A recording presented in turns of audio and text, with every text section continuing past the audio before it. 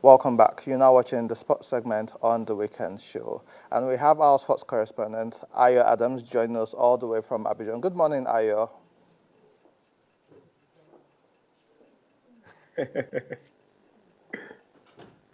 Hi, Ayo. I can't hear you. I don't know if you're muted. Hi, Andy, can you hear me Okay, now? good. I can hear you now. First of all, I want to start by saying, well done. Good job. You've been representing us well, representing the country, the weekend show, and Thank you. all the brands you are working with. I've gotten all my updates from you. So tell me, what's the mood like in Abidjan leading into the finals? Thank you, Andy. Bonjour, bonjour to Bonjour. everybody. The mood in Abidjan is nothing but electric. It's been exciting since day one that we got here, and it's still the buzz is still on the high, on the very very high, moving into the finals. While we traveled to Boaké, 6 hours, a 12 hours combination journey back and to and fro, we had. After Nigeria won, we celebrated coming back, and we got back around 3 a.m. and we still met the Ivorians celebrating on the street for qualifying into the finals after defeating DR Congo 1 goal to 0. So the energy is electric, and you see Nigerians are already trooping in from the country, from far and wide, and so are the locals too, and the neighboring countries.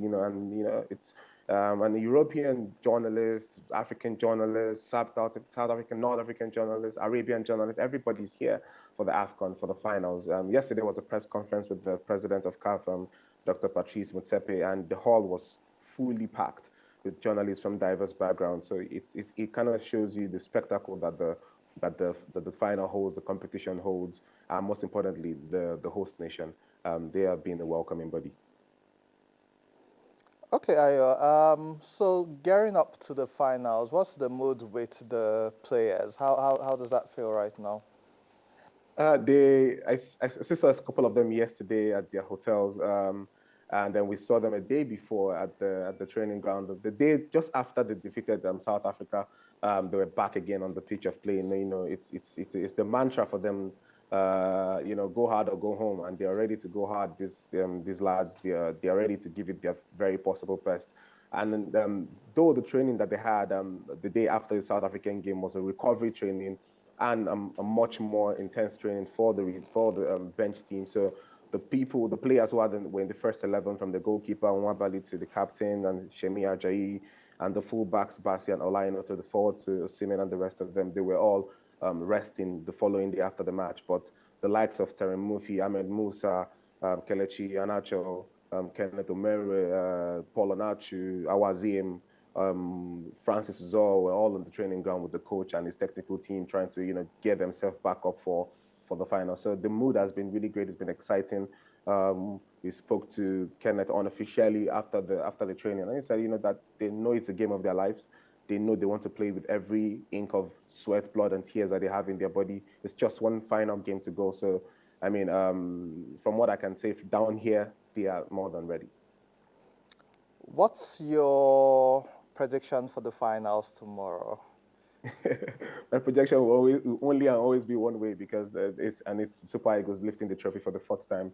After since 2013, we've tried multiple times. We've gotten close in 2019. We got out in 2021 in Tunisia, which was such a sight thing to see for the journalists that were here. But a lot of us think we are the lucky charm, because this is our first AFCON covering as journalists and photographers and videographers. We're quite excited that it's happening before our eyes, and to crown this particular effort is for the Super Eagles to do it. A lot of people have been saying, what, you Nigerians are going to go back home in the first week, second week, and look at us here. We are plastered here to the final day.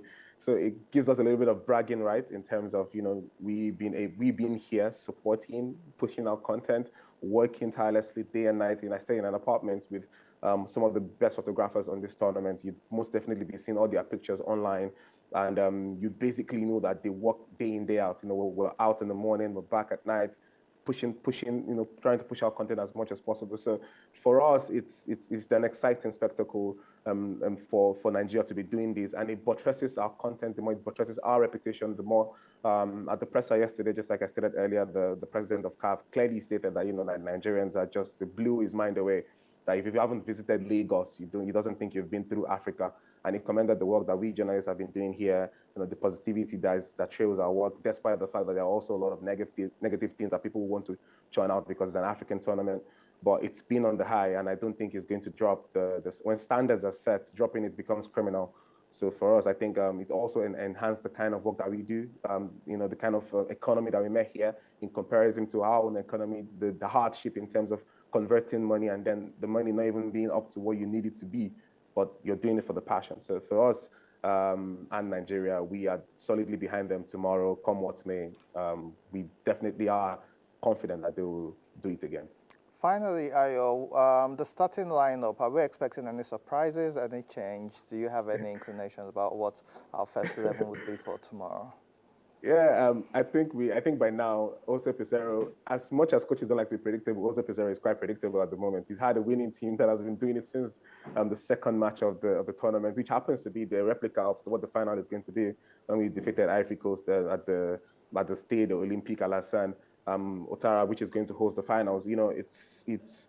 I don't think anything's going to change. Stanley Nwabali is still going to be in goal. It's our national hero at the moment. Ekong and Shemi Ajayi with Basi will most definitely start at the back. If Zaidu Sanusi is fit, because he didn't start the last game bright side, if he's fit and definitely going to get his shirt back. Olaino is going to be trailing the right flank. We have Frank Onyeka in the middle of the park with Alex Iwobi, and then the three frontmen, three musketeers up front, Moses, Lukman, and the star boy Victor Osimhen. And whatever substitutes he wants to bring in is all accepted because the substitutes he brought in the last game were the same people who won us the game. Chukwueze created the opportunities that got us the goal. Though Alassane was the one who caused the penalty, but then it was a penalty that took us into another state of mentality in terms of Stanley Nwabali stepping up and showing the world who the kind of spectacle he is. So in my own honest analysis from what I've seen on ground, I don't think anything's going to change except Zaidu Sanusi if he's not fit. If he's fit, Jose Pizarro is going with his 3-4-3 formation and he's more than certain that he will get that. But then we're having a press conference with them in a couple of hours here. Ahmed Musa and the coach is coming for the press conference. Then there's a final training in the evening. So we'll still be able to drop more updates on our socials on whatever developments comes after that. Ayo, a lot has been said about Ahmed Musa's impact and influence on the team, even though he's behind the scene. What do you have to say about that? I think he is.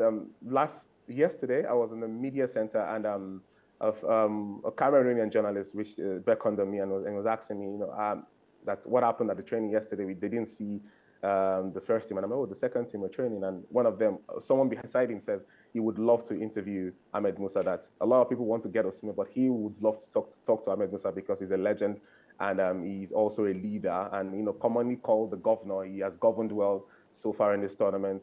He's sat beside the lines. It takes a lot of mentality and character to do that.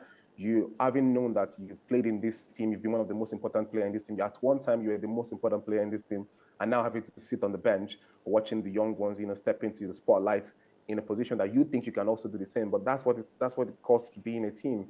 That is what it takes to be a captain, to be a leader. And in the training, he's always lit up with his eyes. I was at the training. I'm sure that on what is playing on the screen, you see him on the training scoring goals. Still giving them moral support. So I think he is quite a character. He's something to be written about. He's an icon of this game. He's an icon of this national team. And I'm praying and hoping that he would join Ekong on the podium to lift the trophy tomorrow night.